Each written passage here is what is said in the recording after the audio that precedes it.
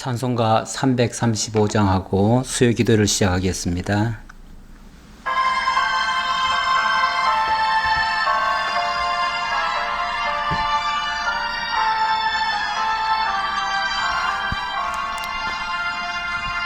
그거 놀라운 평화가 내게 있네. 이 세상에는 없는 평화. 나의 영혼과 몸 주께 드립니다. 오 놀라운 그의 구주. 오 놀라운 주, 오 놀라운 주. 저 천군과 천사들 경배하네. 나 엎드려서 주 경배하리. 오 놀라운 구주 예수. 나의 일생을 인도해 주옵소서. 나의 생각도 주가 나서 주의 뜻대로 날 다스리옵소서. 오 놀라운 나의 구주. 오 놀라운 주, 오 놀라운 주. 저 천군과 천사들 경배하네. 나 엎드려서 주 경배하리. 오 놀라운 구주 예수. 모든 것 주님께 드리오니 주여 기쁘게 받으시사. 주의 나라 위에 성별하옵소서. 오 놀라운 나의 구주. 오 놀라운 주, 오 놀라운 주. 저 천군과 천사들 경배하네. 나 엎드려서 주 경배하리. 오 놀라운 구주 예수.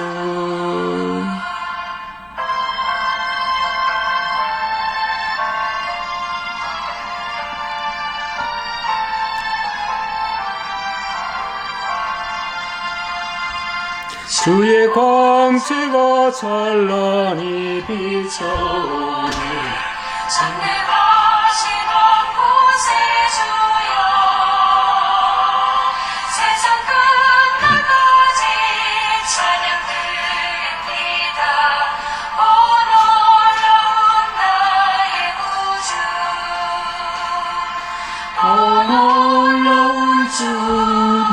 놀라운 주. 저 천군과 천사들 경배하네. 나 엎드려서 주 경배하리. 오 놀라운 구주 예수.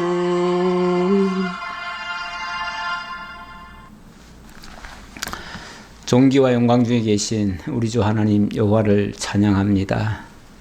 세상이 온통 어지럽습니다. 국가 간에 전쟁이 일어나고 또 직접적인 전쟁은 아니더라도 경제 전쟁이 치열하게 일어나고 있습니다. 이 때문에 각국이 다 호소를 하고 있습니다. 아픔과 고통 속에 어려움을 겪고 있는 성도들도 많이 있습니다.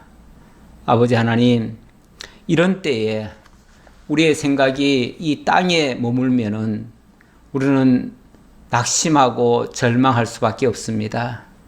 그러나 우리의 나라가 이 나라가 아니라 영원한 하나님의 나라임을 다시 한번 기억하고 그 나라에 소망을 두고 그 나라를 우리가 간절히 바라며 그 나라를 위하여 우리가 살아갈 때에 이 땅의 모든 것은 다 지나가는 것일 뿐이고 더 이상 우리를 낙심시키는 것이 아니라 우리는 소망 중에 힘차게 달려갈 수 있을 줄 믿습니다. 이러한 믿음 가지고 오늘도 힘차게 살아갈 수 있는 저희들 되게 하시고 늘 소망의 항구를 향해서 이 세상의 모든 어려움과 환난과 핍박은 우리를 그 소망의 항구로 더 안전하게 더 빠르게 인도해 주는 것인 줄 믿고 더욱 힘차게 나아갈 수 있는 저희 모두가 되게 하옵소서. 오늘도 열왕기서를 통해서 하나님이 친히 인도하신 역사 섭리를 배우고자 합니다. 그때 살아서 역사하신 하나님이 지금도 여전히 살아 역사하시며 우리와 함께하고 계시다는 사실을 분명히 믿고 이 거친 세상에서 넉넉히 이겨가는 믿음의 사람들 다 되게 하옵소서. 예수님 이름으로 기도하옵나이다. 아멘. 오늘 말씀은 열왕기하 3장 4절부터 보도록 하겠습니다. 열왕기하 3장 4절입니다. 모압 왕 메사는 양을 치는 자라. 새끼양 10만 마리의 털과 순양 10만 마리의 털을 이스라엘 왕에게 바치더니 아합이 죽은 후에 모압 왕이 이스라엘 왕을 배반한지라. 그때에 여호람 왕이 사마리아에서 나가 온 이스라엘을 둘러보고 또 가서 유다의 왕 여호사밧에게 사신을 보내 이르되 모압 왕이 나를 배반하였으니 당신은 나와 함께 가서 모압을 치시겠느냐 하니 그가 이르되 내가 올라가리이다. 나는 당신과 같고 내 백성은 당신의 백성과 같고 내 말들도 당신의 말들과 같으니이다 하는지라. 아멘. 우선 7절까지 봉독해 드렸습니다. 모압 왕 메사가 이스라엘을 배반했다. 아합이 죽은 후에 배반했다고 하니까 지금 방금 배반했다는 얘기가 아니고 아합이 죽은 이후부터 계속 쉽게 말하면 조공을 안 바친 거예요. 해마다 양 10만 마리 또 순양 10만 마리 털을 조공으로 바쳐야 되는데 그걸 안 바쳤다 그 말이에요. 우리나라도 옛날에 중국에다가 그 조공을 바칠 때에 그때는 양털이 아니라 제주도 말을 보냈었다 이런 아마 기록이 있을 거예요. 우리나라의 특산품을 그 나라에다가 조공으로 바치는 거죠. 그런 예와 마찬가지인데 이 모압 땅은 사실 다른 농산물은 그렇게 잘 되는 지역이 아닙니다. 그런 곳에서는 주로 양치는 일들이 주업이죠. 그래서 이 메사도 모압 왕 메사라고 합니다. 모압 왕 메사는 조금 기억을 해둘 필요가 있겠습니다. 이 메사가 주업이 양이기 때문에 양을 치고 양에게서 나오는 그 털을 매년 10만 마리, 20만 마리죠, 총 20만 마리의 양털을 바쳤어요. 그런데 아합이 죽은 이후부터는 딱 끊어버리는 거예요.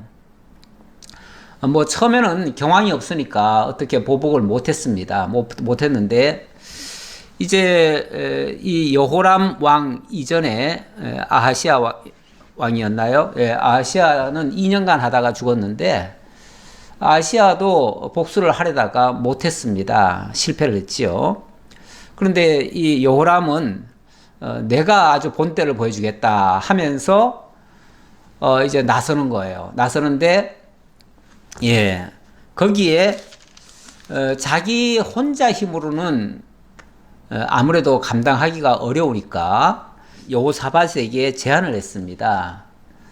제가 이번에 모압을 좀 치려고 하는데 도와주시겠습니까? 했더니 흔쾌히 허락을 하네요. 이번에는 흔쾌히 허락을 했을까? 지난번에 그 여호람이 3장 2절부터 이렇게 보면 여호람이 좀 한 가지 잘한 건 있어요. 뭐냐면 그 아버지 때는 바알 신전을 많이 세웠었거든요. 그런데 이 여호람 왕은 아버지가 세운 바알 신전이지만 그것을 다 철폐를 해버렸어요. 바알신 이거는 아닌 것 같다. 그런데 그게 뭐 종교적으로 회개하고 하나님께로 돌아왔다는 뜻은 아니에요. 왜 그러냐면 그 뒤에 보면은 느밧의 아들 여로보암이 이스라엘에게 범하게 한 그 죄를 따라 행하고 떠나지 아니하였다 하는 거 보면 근본적으로 하나님을 배신한 데에서부터는 돌아오지는 않았어요. 하지만 어쨌든 표면적으로 우상의 제단을 허는 걸 보면서 이 사람은 우리가 같이 해도 되겠다. 아마 이렇게 생각을 한 것 같아요. 자, 그랬는데 일단 그거는 그 정도로 하고요. 지난주부터 이제 엘리사의 사역으로 들어왔죠. 엘리사의 사역으로 들어왔습니다. 그래서 엘리사의 표적이 나타나기 시작합니다. 그런데 이 선지자는 주로 하는 일이 하나님의 말씀을 선포하는 일이죠.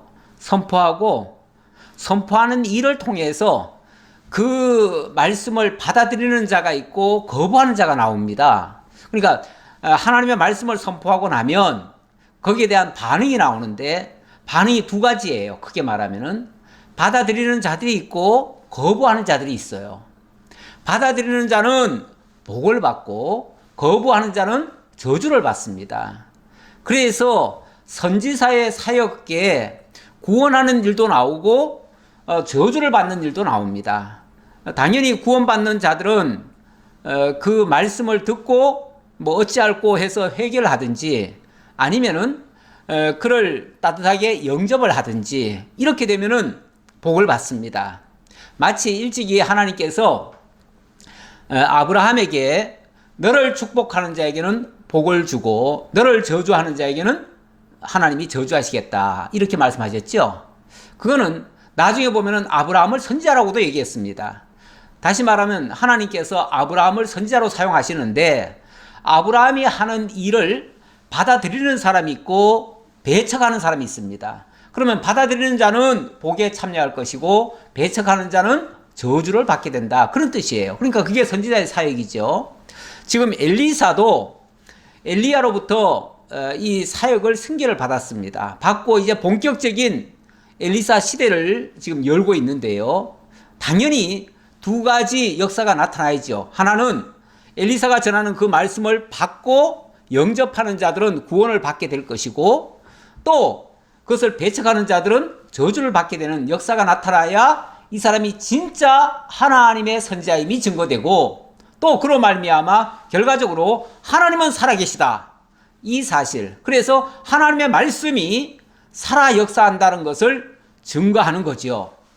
자, 그거를 증명을 하려니까 당연히 역사가 나타나야죠. 그 역사가 바로 표적입니다. 표적인데 지난번에 보면 크게 두 가지 표적이 있었어요. 자, 무슨 표적이 있었습니까? 엘리야가 하늘로 올라가고 엘리사가 겉옷으로 요단강을 가르는 장면이 나왔죠. 그리고 엘리사에게 놀라운 역사가 일어났는데 자, 그 뒤에 나온 일이 뭐냐면 엘리사가 여리고에 있는 악한 물을 소금으로 고치는 장면이 있었습니다. 그리고 또 하나는 엘리사를 조롱한 자들이 저주를 받는 장면이 나왔습니다. 이 악한 물을 고치는 장면은 어디서 했냐면은 여리고에서 했습니다. 여리고에서 했고 이 엘리사를 조롱한 자들이 저주받는 어린아이들이 조롱했지요. 대머리 올라가라. 그 조롱했다가 저주받는 것은 베델에서 했습니다. 그래서 다시 말하면은 여리고는 복을 받았고 베델은 저주를 받은 겁니다. 그럼 왜 그렇게 됐을까를 제가 이제 설명을 제대로 못 드리고 그냥 마쳤는데 그걸 조금 더 설명을 덧붙여 드리자면 자, 일단 그 여리고라고 하는 지역이 어떤 지역이냐면 요단강 넘어거든요. 요단강 서편이 여리고인데요. 엘리사가 그 요단강 너머로 이제 엘리야가 올라갔지요. 승천했지요. 승천한 다음에 요단강을 이 옷으로 이렇게 치니까 그러니까 요단강이 아마 그때가 물이 좀 많았던 것 같아요. 물이 창이랬는데 그 창이란 물을 넘을 수가 없잖아요. 그런데 뭐라고 할까요? 간절한 마음에 그 엘리야의 옷 조각을 가지고 이리저리 막 휘저었어요. 물을 휘저었더니 갑자기 놀라운 표적이 일어났습니다. 그 표적이 바로 물이 갈라져 버린 거죠. 갈라지니까 마른 땅을 지나가듯이 엘리야가 건너갔어요. 건너가는 그 장면을 누가 봤냐면 여리고 성 사람들이 봤어요. 보고 야, 이 사람은 이제 엘리야의 그 사역을 승계한 사람이다. 진짜 선지자다. 라고 믿어버린 거예요. 그래서 그 여리고성 사람들이 이 엘리사한테 와가지고 뭐라 그러냐면은 자기 땅에 고충을 얘기한 거예요. 이 여리고성은 여기에는 이 땅이 악하여서 토산물이 제대로 열매를 맺지 못하고 다 일찍 떨어져 버립니다. 이렇게 얘기를 하는 거예요. 그런데 그 말을 할 때 우리 주인께서 이렇게 얘기합니다. 주인께서. 그러니까 엘리사를 주인으로 받던 거예요. 우리 왜 예수님이 그 베드로 보고 너는 나를 누구라 하느냐 했을 때 주는 그리스도시요 살아계신 하나님의 아들이시니다. 이렇게 고백했죠. 바로 예수님을 가리켜서 주라고 말씀하셨고 주는 하나님이 보내신 자 그리스도라고 고백을 한 겁니다. 마찬가지로 이 여리고성 사람들이 엘리사를 향해서 나의 주인이라 이렇게 얘기를 했어요. 주인. 그러니까 주라는 얘기죠. 그러면서 그 주님께 쉽게 말하면은 고충을 얘기한 거예요.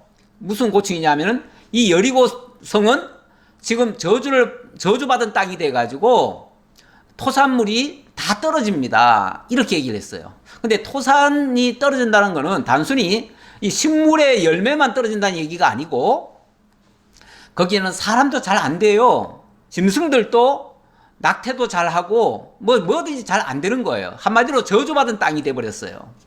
그러니까 소금을 가져오라.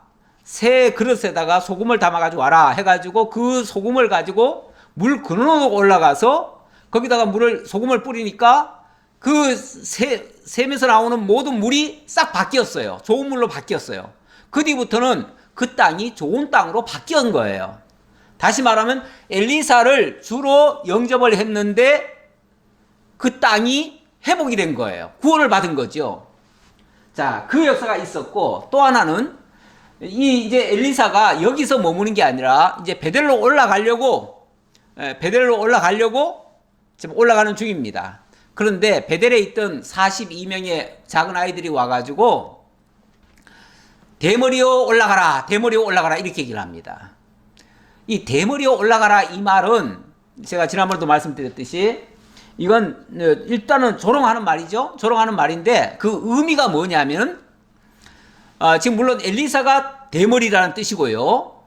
그런데 올라가라는 말은 우리는 너희를 원치 않는다. 우리는 너를 원치 않는다. 그러니까 너는 꺼져라 그 말이에요. 너는 꺼져라. 그런데 여기 올라가라 그랬습니다.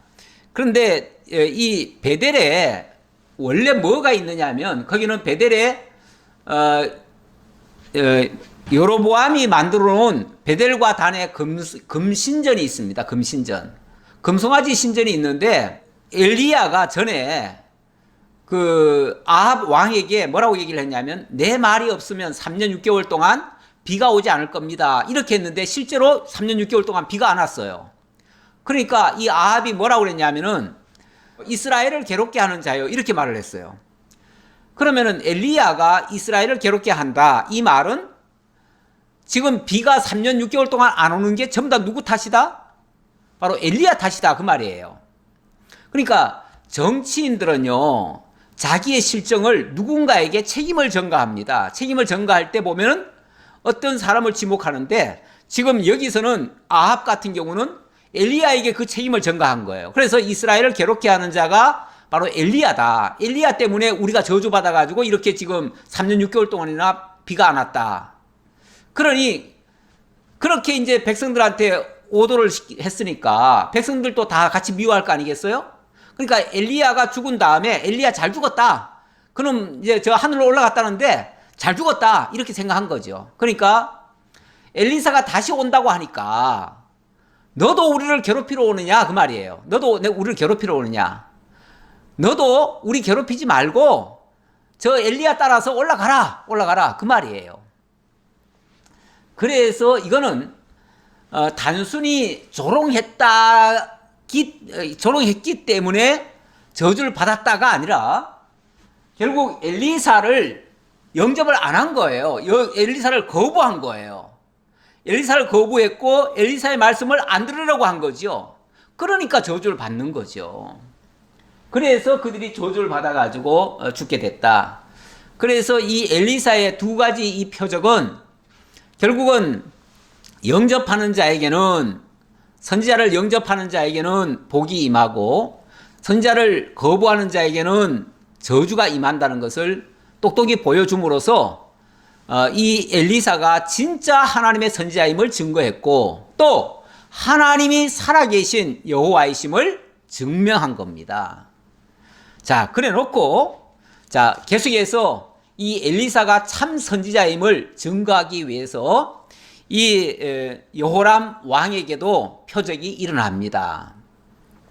근데 표적이 일어나려면 뭐 아무 일이 없는데 표적이 날 리는 없잖아요. 어떤 사건이 있어야죠. 사건은 바로 이 여호람이 모압에 대한 배신감에서부터 사건이 시작됐습니다. 모압이 조공을 안 바치는 거예요.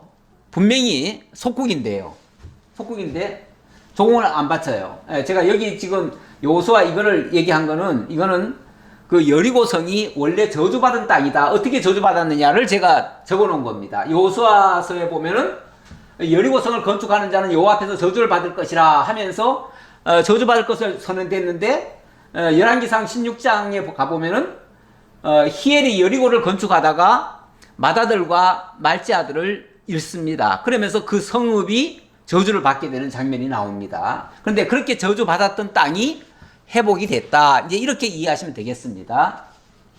자, 그렇게 하고요. 지금 여기 지도를 좀 한번 보시기 바랍니다. 지도를 보시면은 모압이라고 하는 지역이 어디냐면은 모압이 여기입니다. 여기 이게 지금 모압이에요. 이게 모압인데 여기쯤이 이제 경계라고 봅시다. 이게 경계입니다. 경계인데 지금 이 색깔이 똑같아요. 북이스라엘과 모압이 같은 색깔이라는 것은 모압이 북이스라엘에 예속되어 있다 이 뜻이에요. 자, 그리고 남쪽에는 유다가 있는데 유다 밑에 여기 에돔이라는 데가 있습니다. 에돔. 그렇죠? 요 에돔은 또 유다와 색깔이 똑같아요. 이 말은 에돔은 유다의 속국이다 그 말이에요.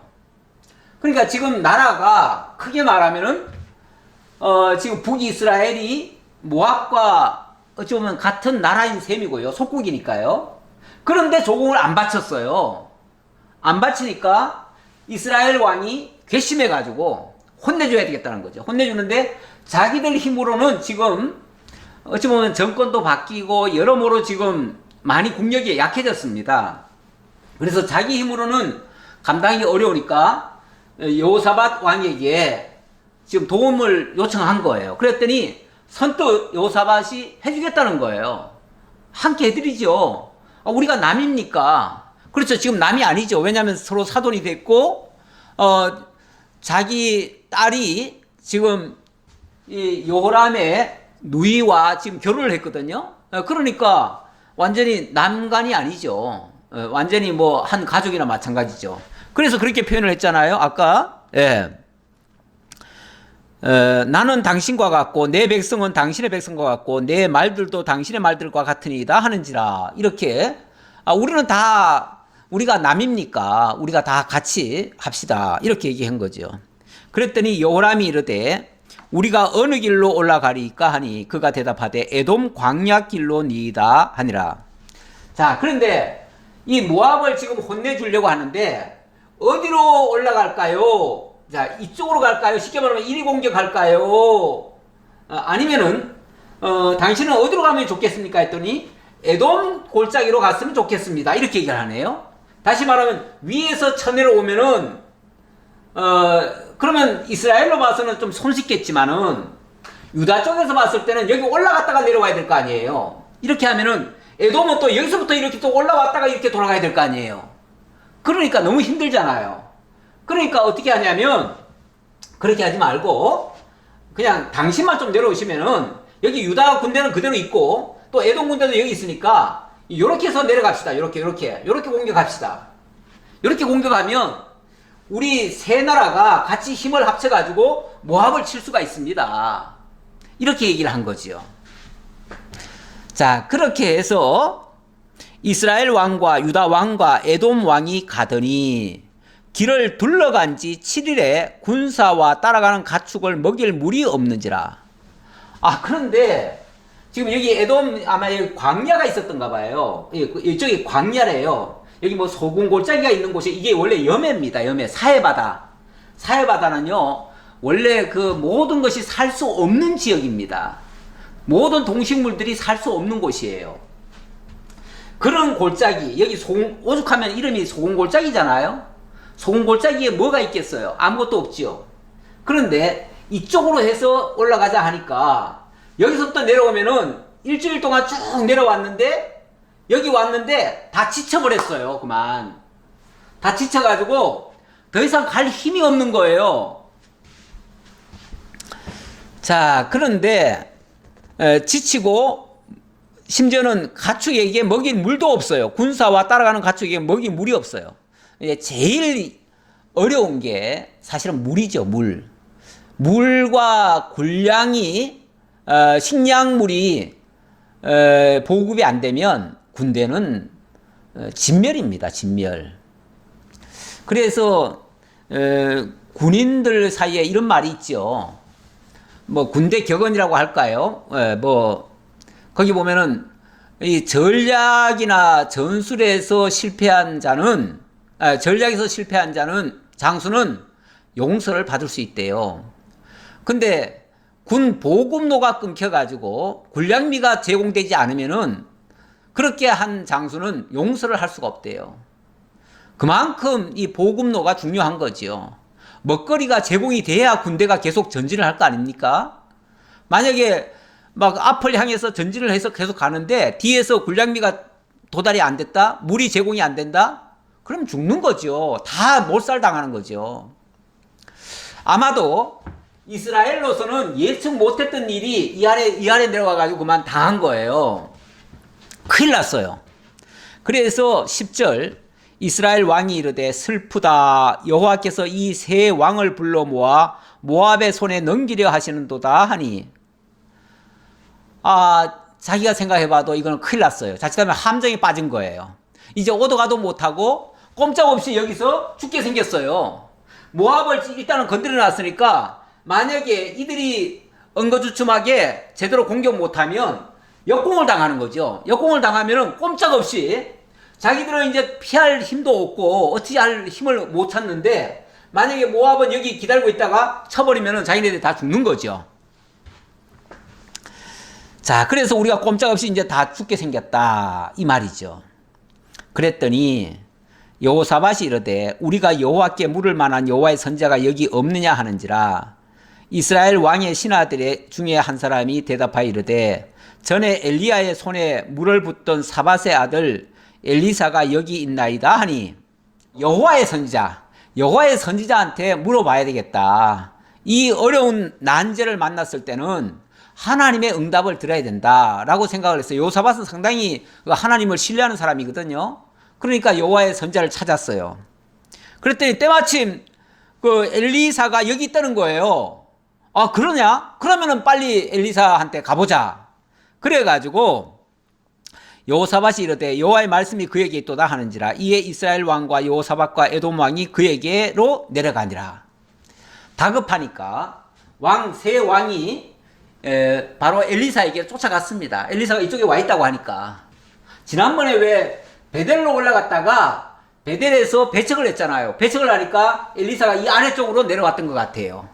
그러니까 갈멜로 갔다 그랬죠. 갈멜로 갔다 그랬으니까 갈멜로 내려온 겁니다. 자, 그래서 때마침 엘리사를 만나러 갔습니다. 그랬더니 13절 엘리사가 이스라엘 왕에게 이르되 내가 당신과 무슨 상관이 있나이까? 당신의 부친의 선지자들과 당신의 모친의 선지자들에게로 가소서 하니, 이 엘리사가 큰 소리를 치네요. 아니 왜 저한테 왔습니까? 저한테 와서 왜 이런 거를 묻습니까? 당신의 선자들, 당신의 아버지의 선지자, 어머니의 선지자 있지 않습니까? 그 바알 선지자, 바알과 아세라, 아세라 선지자 있지 않습니까? 그들에게 가서 묻지 왜 나한테 묻습니까? 당신이 나 믿지도 않고 나 반기지도 않는 사람이 왜 나한테 묻습니까? 이렇게 얘기를 하는 거죠. 그랬더니 이스라엘 왕이 그에게 이르되 그렇지 아니하니이다. 여호와께서 이 세 왕을 불러 모아 모압의 선에 넘기려 하시나이다 하니라. 엘리사가 이르되 내가 섬기는 만군의 여호와께서 살아계심을 두고 맹세하노니 내가 만일 유다의 왕 여호사밧의 얼굴을 봄이 아니면 그 앞에서 당신을 향하지도 아니하고 보지도 아니하였으리이다. 엘리사가 그렇게 말합니다. 지금 여기 여호사밧 왕이 오셨으니까 내가 여호사밧을 봐서라도 당신을 내가 보기는 보지만은 만약에 여기 여호사밧이 안 왔다면 당신 제가 얼굴 쳐다봐도 안 볼 겁니다. 그렇죠. 여호람이 뭐 하나님의 선자를 인정했었습니까? 인정 안 했잖아요. 인정 안 하는 사람한테 뭐하러 선자가 뭐 조언을 해주고 뭘 하겠습니까? 뭐 정승판서도 지가 싫다면은 못하는 거죠. 이 여호람도 뭐 평소 같으면은 엘리사를 찾아올 일도 없고요. 엘리사가 와서 무슨 얘기를 해도 듣지도 않을 거죠. 근데 지금 워낙 궁급하게 생겼으니까 지금 이렇게 와서 아쉬운 소리 하는 겁니다. 자, 그랬더니 이제 엘리사가 마음문을 좀 열면서 여호사밧을 봐서 봐주는 거죠. 이제 내게로 검은고 탈 자를 불러오소서 하니라. 검은고 타는 자가 검은고를 탈 때에 여호와의 손이 엘리사 위에 있더니 그가 이르되 여호와의 말씀이 이 골짜기에 개천을 많이 파라 하셨나이다. 이 골짜기에 개천을 많이 파라 하셨나이다. 여기 이제 여기도 소금 골짜기라고 되어 있는데 여기 소금 골짜기가 있고 여기 이제 세렉 강입니다. 강. 그런데 이제 이게 이제 사해로 흘러 들어가는 강이겠죠. 근데 이 세렉 강가에 여기다가 쉽게 말하면은 그 땅을 파라는 거예요. 파는데 여기가 좀 아랫지역 아닙니까? 원래 이 사해 바다 주변은요 워낙 그 염도가 높습니다. 그래서 모래도 다 짭니다. 그래서 거기는 땅을 판다고 해서 물이 나올 곳이 아닙니다. 원래 물이 나올 곳이 아니에요. 그런데 어쨌든 땅을 파라고 하네요. 근데 이게 지금 엘리사가 시키는 말이 아니고 하나님이 엘리사에게 그렇게 알게 줬다는 거예요. 조금 전에 이제 검은고 탈자를 불러오라고 그랬죠. 뭐 검은고 탄다는 말은 검은고를 탔기 때문에 응답을 받은 게 아니에요. 검은고를 탔다고 하는 것은 사실은 하나님 앞에 찬양하며 예배하는 때에 쓰는 일종의 악기 중에 하나지요. 우리가 하나님 앞에 찬양할 때 물론 뭐 입술로만 찬양을 하기도 하지만은 악기를 동원하기도 하지요. 그래서 그 시편에 보면 그 다윗이 하나님을 찬양할 때 보면은 내가 수금으로 여호와를 찬양하며 뭐 퉁소로 여호와를 찬양한다 뭐 이런 말들이 나와요. 예. 그럼 여러 가지 뭐 타악기들을 치고 뭐 이런 얘기들도 많이 나와요. 예. 그러는데 이 검은고도 마찬가지예요. 이것도 하나님 찬양하면서 하나님께 예배하기 위한 수단이죠. 예, 어찌 보면 그 예배 중에 하나님의 말씀이 들려진다는 거죠. 예, 그렇게 이해를 하셔야지 무슨 검은고 자체가 뭐 하나님의 응답을 불러옵니까? 예, 그거는 아니라고 봅니다. 자, 어쨌든 개천을 많이 파라고 하셨네요. 여호와께서 이르시기를 너희가 바람도 보지 못하고 비도 보지 못하되 이 골짜기에 물이 가득하여 너희와 너희 가축과 짐승이 마시리라 하셨나이다. 그런데 이게 이제 놀라운 표적적 사건이죠. 왜냐하면 지금 비라고 하는 게 올 어떤 표징이 하나도 없어요. 원래 비라고 하는 게 오려면은 지금 여기 그렇게 표현했죠. 너희가 바람도 보지 못하고 비도 보지 못하되 이 골짜기에 물이 가득할 것이다. 원래 골짜기에 물이 가득하려면은 비가 와야지요. 비가 오려면 뭔가 구름이 보여야지요. 근데 구름이 없으면 바람이라도 불어야 저 다른 쪽에 있는 구름을 이쪽으로 몰아오기라도 하지요. 그래서 비가 오려고 하면 원래 바람이 좀 불기도 합니다. 왜냐하면 그 바람이 구름을 몰고 오는 거예요. 와가지고 그 구름이 어느 정도 왔을 때 그 구름 물주머니가 터지면은 그게 비가 되는 거 아니겠어요? 그런데 지금 이 상황에서는요, 전혀 비가 올 기미가 없습니다. 원래 이쪽 지역이요, 주로 사막 지역이기 때문에 원래 비가 거의 안 내립니다. 거의 안 내리고, 내려도 1년에 몇 차례 단발성으로 내리거나 아니면 어떨 때는 한번 왕창 오기는 하는데 한두 번 와가지고는 1년 동안 그 다음부터는 안 와요. 그러니까 거의 비가 온다는 것은 상상을 못 합니다. 그리고 비가 올 기미가 전혀 없습니다. 그런데 너희들이 개천을 파놓으면 물이 가득할 것이다. 이렇게 얘기를 하네요.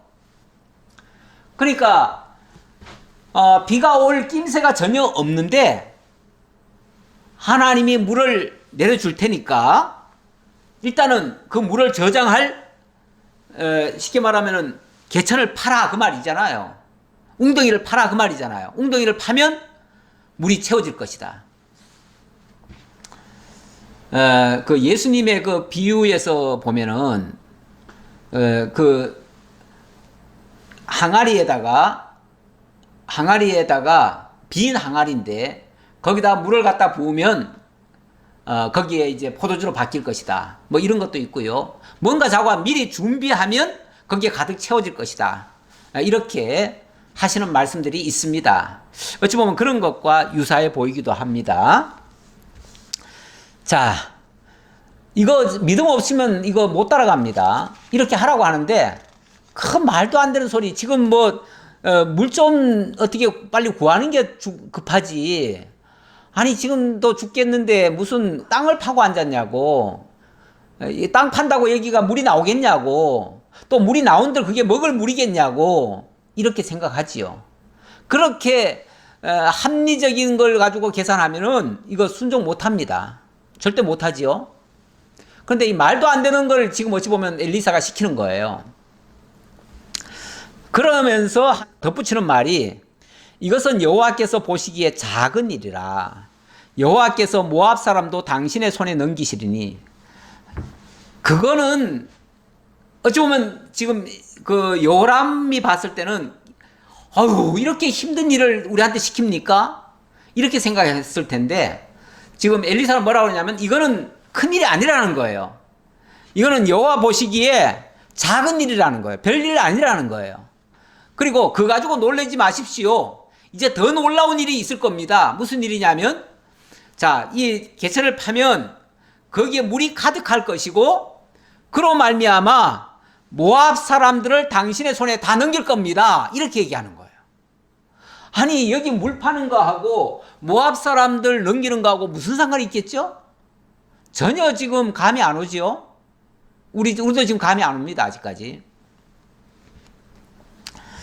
자, 그러면서 또 덧붙이기를 당신들이 모든 견고한 성읍과 모든 아름다운 성읍을 치고 모든 좋은 나무를 베고 모든 샘을 메우고 돌로 모든 좋은 밭을 헐리이다 하더니 다시 말하면 이제 이 모압 땅 안으로 들어가면 아무래도 왕궁이 있는 쪽 여기 뭐 다본 이 다본 이 아르논강 여기 강이 또 있어요 이쪽에. 근데 이쪽까지 만약에 점령에 들어간다면 여기는 좋은 땅이 있어요. 좋은 땅이 있으니까 여기 가서 성도 차지하고 거기에 좋은 나무도 벨 것이고 거기에 있는 모든 샘 이제 그 모압을 이제 징계하기 위해서 샘도 메꿀 수도 있고 또 모든 좋은 밭은 다 헐어버리고 이렇게 해서 모압을 응징할 수 있습니다. 다시 말하면 모압에게 치명타를 입힐 수 있습니다. 그 말이죠. 그러니까 이쪽에 수도 쪽을 다 점령할 수 있습니다. 그 얘기죠. 이건 놀라운 일이에요. 이렇게 될 거라고 하는데 지금 뭐 당장 지금 목말라 죽게 생겼는데 지금 그게 언제 될까? 꿈 같은 얘기죠. 꿈 같은 얘기인데, 그런데 놀라운 일은 그 다음날 이루어졌습니다. 실제로. 그 다음날 아침입니다. 20절. 아침이 되어 소재 드릴 때에 물이 에돔 쪽에서부터 흘러와 그 땅에 가득하였더라. 아침이 되어 소재 드릴 때라고 했는데, 이 원래 이제 그 제사장이 있는 곳에서는요, 매일 새벽같이 소재를 드립니다. 소재를 드리는데 그 시간, 다시 말하면 우리 시간으로 말하면은 아침 동틀 때를 얘기하는 거예요. 동틀 때. 아침에 동이 틉니다. 동이 트면은 이제 그 해가 올라오잖아요. 해가 저 태평양이 아니라 여기는 지중해죠. 지중해에서부터 이제 태양이 이렇게 떠오르겠죠. 떠오르면은 그 처음에 그 떠오를 때의 그 태양은요, 붉습니다. 뻘겋습니다. 그래서 뻘건 태양이 올라오면, 거기에 만약에 뭐 사막만 있으면은 그냥 뻘건 아마 그 해만 보일 거예요. 그리고 땅은 뭐, 별로 그렇게 뭐 이상한 모습이 안 보이죠. 그런데 거기 만약에 물이 있다면 어떨까요? 물이 있다면은 그 물이 그 뻘건 태양 빛에 의해서 물도 벌겋게 보이죠. 벌겋게 보이겠죠? 그런데 아침이 되어 소재 드릴 때 물이 에돔 쪽에서부터 흘러와 그 땅에 가득하였더라. 에돔 쪽에서부터. 자, 여기가 지금 에돔 아닙니까? 이 에돔에서부터 쉽게 말하면 이쪽에서 물이 이렇게 흐른 것 같아요. 흘러가지고 여기쯤에서 물이 가득했다는 거예요. 물이 가득히, 그러니까 어제 파놓은 그 자리에 물이 가득히 쌓였다는 거죠. 어떻게 이런 일이 있을 수 있을까요? 제가 아까 말씀드렸지만 분명히 이 지역에는 비 한 방울 안 내렸습니다. 구름 한 점 없습니다. 하지만 아마도 에돔 그 위쪽에는 거기는 비가 온 것 같아요. 그러니까 하나님이 그쪽에 비를 내렸겠죠. 근데 이 골짜기를 따라서 갑자기 물이 밀어닥친 겁니다. 근데 만약에 여기에 개천을 안 팠으면 그 물은 다 이 염해로 들어가고 말지요. 근데 여기 웅덩이를 파놨으니까 그 웅덩이에 물이 가득 찼겠죠. 가득 찼는 데다가 태양이 떠오르니까 그 물의 색깔이 붉게 마치 핏물 같은 그런 모습으로 바뀌어져 있습니다. 근데 이거는 평상시에 만약에 거기 물이 있는 장소 같으면은 사람들이 생각할 때, 아, 그거야 뭐 여기 저 연못이 있으니까 태양이 또 올랐으니까 물이 붉게 있으려니 이렇게 생각하겠죠. 근데 지금 거기는 지금 비 한 방울 안 내렸기 때문에 물이 있을 리가 없잖아요. 그런데 만약에 그 바닥이 뻘겋게 돼 있다면은 이 장면을 그 현장에서 목격한 사람이 아니라 저 멀리서 보는 사람 같으면 어떻게 보이겠어요? 이상하게 보이죠? 그래서 21절, 모압의 모든 사람은 왕들이 올라와서 자기를 치려한다 함을 듣고 갑옷 입을 만한 자로부터 그 이상이 다 모여 그 경계에 서 있더라. 자, 일단 모압 쪽에서는 이미 여기서 새 왕이 이렇게 쳐들어왔다는 것을 알고는 그 군대들도 다 이쪽에 집결을 했어요. 자, 여기 다 집결을 했어요. 집결을 해가지고 여기서 이제 막으려고 지금 대비를 하고 있습니다. 그런데 아침에 모압 사람이 일찍이 일어나서 해가 물에 비침으로 맞은편 물이 붉어 피와 같음을 보고 이르되, 이는 피라. 틀림없이 저 왕들이 서로 싸워 죽인 것이로다. 모압 사람들아, 이제 노력하러 가자 하고 이 모압 사람들에게 큰 착각을 일으키게 만들었네요. 무슨 소리냐면 이쪽에서 보니까 아침에 일찍 일어난 사람이 경계병이 이쪽을 봤을 거 아니에요?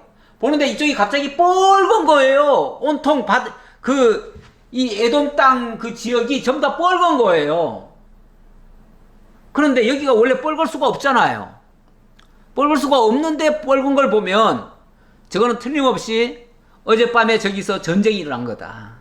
전쟁이 일어났는데 누가 전쟁이 일어났겠는가? 여기 세 왕이 왔다고 하는데, 세 왕이 왔다면은 그러면은 이스라엘군과 유다군과 에돔군이 있다는 얘기인데, 이 세 군대가 뭔가 의견 충돌이 일어나 가지고 아마 자기네들끼리 싸웠는가 보다. 그래 가지고 군인들끼리 다 서로 쳐 죽이니까 그냥 온통 그 피가 저렇게 지금 뿌려져 가지고 붉게 보이는구나, 이렇게 생각을 한 거예요.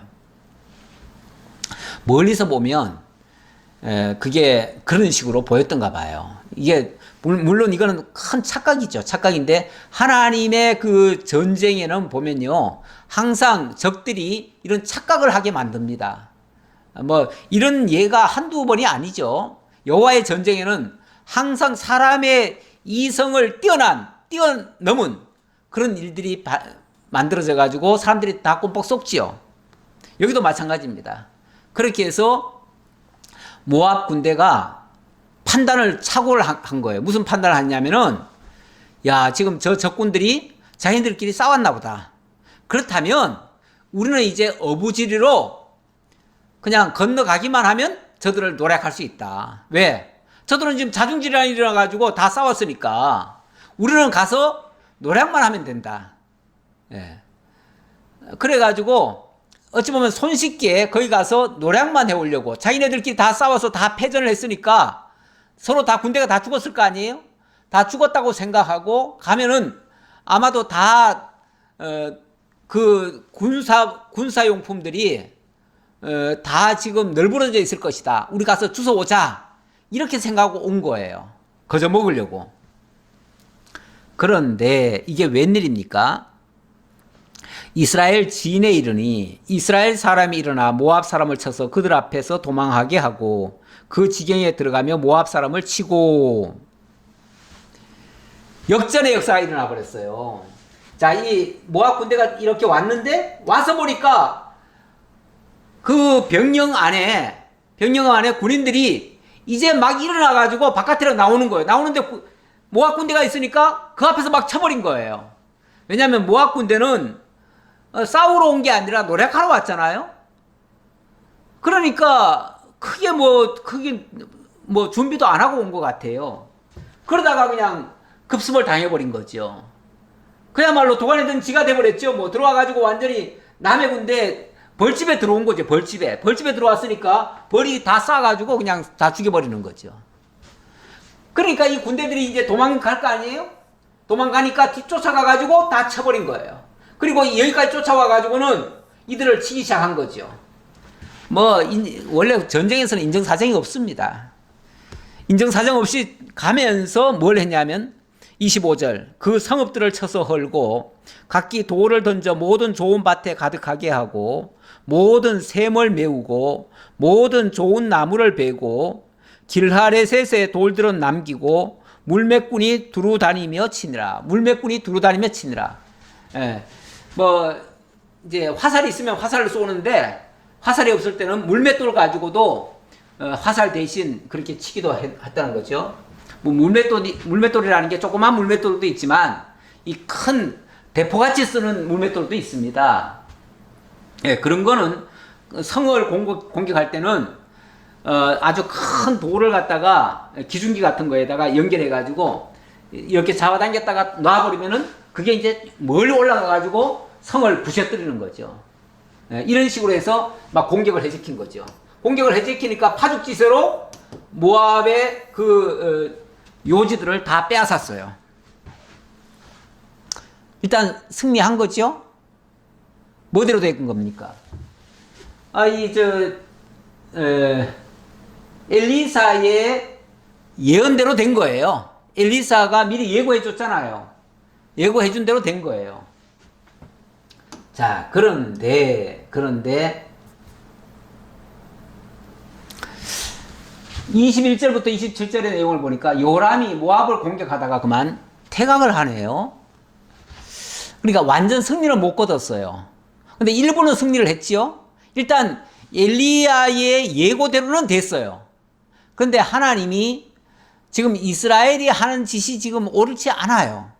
그러니까 하나님께서 이스라엘의 승리로 귀결되게 한 게 아니라 물론 모압도 잘못한 게 있으니까 모압도 치고, 그리고 하나님의 말씀대로 되고, 그리고 결국은 퇴각을 하게 만듭니다. 퇴각을 하게 만드는데 어떻게 퇴각하게 됐는가?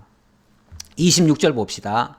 모압 왕이 전세가 극렬하여 당하기 어려움을 보고 칼찬 군사 700명을 거느리고 돌파하여 지나서 에돔 왕에게로 가고자 하되 가지 못하고, 이 에돔 왕에게로 가려고 했다. 자, 아까 지도를 다시 보면요. 예, 이 모압 왕이 에돔 왕에게로 가려고 했다. 그러니까 700명을 데리고 정면 돌파를 하려고 했던 거죠. 어찌 보면은 피난을 하려고 했든지. 그런데 사실은 에돔까지도 지금 합세를 해가지고 지금 쳐들어가는 건데, 뭐 잘한 판단은 아닌 것 같은데, 어쨌든 에돔으로 어쨌든 뭐 피하려고 한 건지 어쨌든 그리 가려고 했는데 그게 안 됐어요. 안 되니까 이에 자기 왕위를 이어 왕이 될 맏아들을 데려와 성위에서 번제를 드린지라. 극약 처방으로 이 모압 왕이 자기 성 위에서, 그러니까 쉽게 말하면 도망을 가려다가 도망은 안 되고 실패했어요. 그러고 나니까 최후의 방법으로 자기 왕자죠. 그러니까 자기 대를 이어서 왕이 될 그 아들을 그 자기의 신 그모스에게 공양을 했습니다. 인신 공양을 했죠. 인신 공양. 그 이방인의 제사법에는 그 인신 공양하는 법도 있습니다. 그래서 아주 극약 처방일 때 사람을 제물로 삼기도 합니다. 옛날에 우리나라도 사실은 그 삼국 사기 같은 데 보면은 인신 공양한 장면이 있습니다. 뭐 경주에 가면 에밀레 종 같은 게 있는데, 에밀레 종도 거기 종을 만드는데 거기에 뭐 사람을 넣었다고 그래요. 사람을 넣어서 종을 만들었다. 그것도 일종의 그런 종교적 행위로 한 겁니다. 가끔은 뭐 심청이 인당수에 빠뜨리는 것도 그게 인신공양 아닙니까? 그것도 마찬가지고요. 이 일은 너무나 큰 충격이었던 것 같아요. 그리고 이건 일종의 결사항전 아닙니까?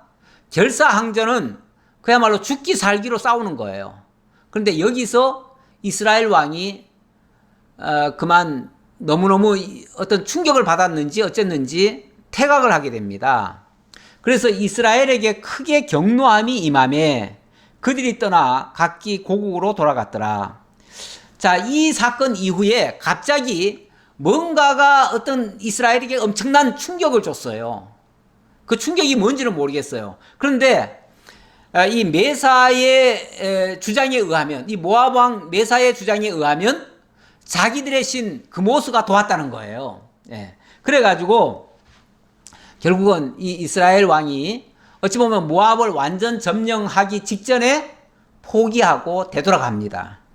그래서 그들이 이스라엘에게 크게 경노함이 임함에, 이 경노했다, 먼저 생각에는 통분했다 이렇게 얘기를 하는데, 무슨 일을 하다가 끝끝내 그것을 성공을 못했을 때 아주 통분함을 느끼잖아요. 예.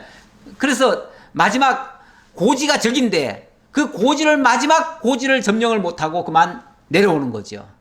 그러니까 가끔 보면은 그 에베레스트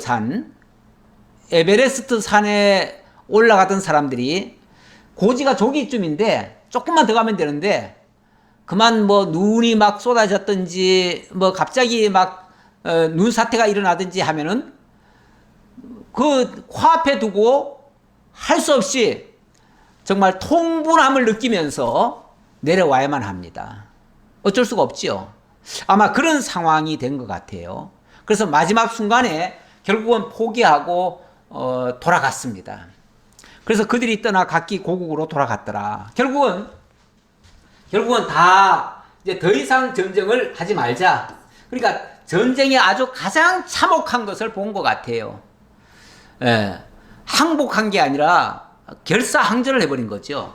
거기서 뭐 질렸는지 어쨌는지 자고 되돌아가 버렸어요. 그렇게 해서 일단 이 전쟁은 끝났습니다. 그래서 모압 전쟁이 일단 끝났는데 이거는 성공이라고 말할 수도 없고 그렇다고 완전 실패도 아니에요. 일단 엘리사가 예고한 말씀대로는 됐어요. 하지만 그렇다고 해가지고 이스라엘이 승리했다고도 말 못해요. 그래서 저는 절반의 성공 아닌가 이 정도로 말씀드리겠습니다. 자, 그 정도로 말씀드리는데, 자, 어쨌든 하나님의 말씀대로 이것이 이루어졌다는 것이 중요하고요. 그리고 제가 여기 그림을 하나 가져왔죠. 요거는 이 사건에 대한 실제적 역사 유물이 발견된 게 있습니다. 1868년도인가 그때에 독일인 의료 선교사가 이 요르단강, 그러니까 지금의 요르단 지역이죠. 요르단 지역. 이거 요르단 지역이 요단강 동편이에요. 그리고 거기가 지금 쉽게 말하면 모압 땅이에요. 모압 땅 그 디본이라고 하는 지역인데, 거기가 원래 이 모압 왕 메사가 살고 있던 그 성읍이고, 거기에 비문이 있습니다. 그래서 메사의 비석이라고 하는데, 비석에 비문이 새겨져 있어요. 새겨져 있는데, 그거를 그 여행을 갔다가, 그 선교를 갔다가 그걸 발견하고 그것을 탁본을 떴습니다. 종이에다가 그것을 탁본을 떴어요. 떠가지고 나중에 그 비석을 가져오려고 애를 쓰다가 그 비석은 가져오는 건 실패를 했어요. 못 가져왔어요.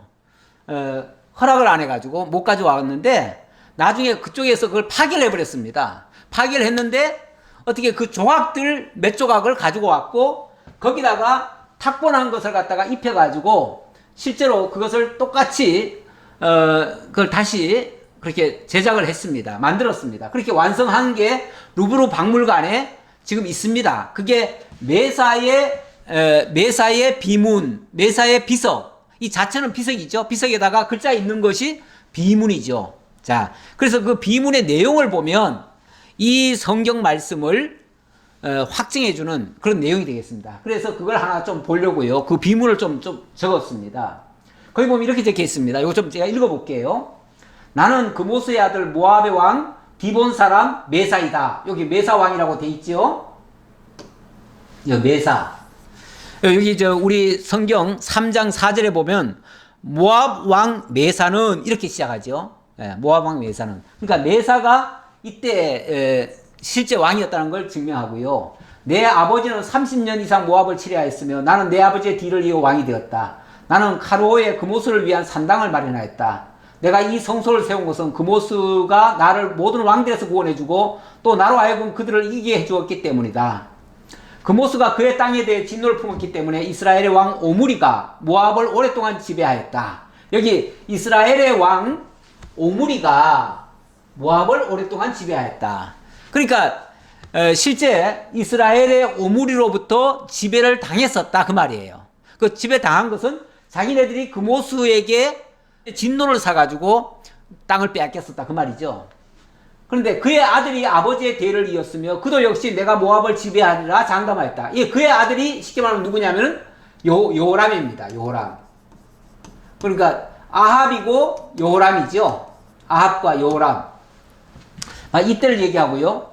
그들이 이 모압을 지배하리라 장담하고 지금 쫓아오고 들어온 거 아닙니까? 그런데 나의 임기 중에 그가 그처럼 호언하였으나 나는 그와 그의 집안을 무찔렀으며, 무찔렀다라고 얘기를 하네요. 그러니까 무찌르는 방식이 바로 이 방식이었다 그 말이죠. 이스라엘은 영원히 멸망하였다. 그 뒤로 이스라엘은 멸망했다. 왜냐하면 이 오므리 왕, 그러니까 이 오므리 왕가의 요람 때까지 왔는데 여호람이 이후에 죽었거든요. 그래서 이스라엘의 그 오므리 왕가가 멸망했다 그 소리죠. 전에는 오므리가 마다비 메드바 땅을 차지하여 그와 그의 아들의 임기 절반인 40년간을 그곳에 머물렀으나, 그러니까 이 오므리 왕가의 총 기간이 40년이에요. 40년이니까 그 40년 정확하게 얘기하고 있잖아요. 그러니까 이 성경의 내용이 한치의 오차도 없이 그대로 역사 속에 실제했었다는 것을 제가 증명삼아 말씀을 드리는 겁니다. 그렇게 했으나 이제는 그모스가 그곳에 머물게 되었다. 다시 말하면 이제 이스라엘은 퇴각을 하고 오므리 왕가는 이걸로 해서 끝났다. 끝나고 그래서 멸망하고 이제 우리 모압은 이스라엘로부터 해방됐다. 이제 그 얘기를 하는 거죠. 그래서 결과적으로 말하면은 오므리 왕가의 여호람은 이 모압 때문에 결국은 망한 겁니다. 결국은 망한 셈이에요. 일단은 엘리사의 예언의 말씀은 그대로 이루어졌지만 결과적으로는 오므리 왕가는 하나님의 심판을 받은 겁니다. 그 심판 받은 것도 엘리야의 예언대로 된 거예요. 예, 그렇게 해서 하나님의 말씀은 이 세대를 뛰어넘어서 그대로 역사되고 이루어진다는 사실, 오늘도 이 말씀을 통해서 다시 한번 확인할 수 있었습니다.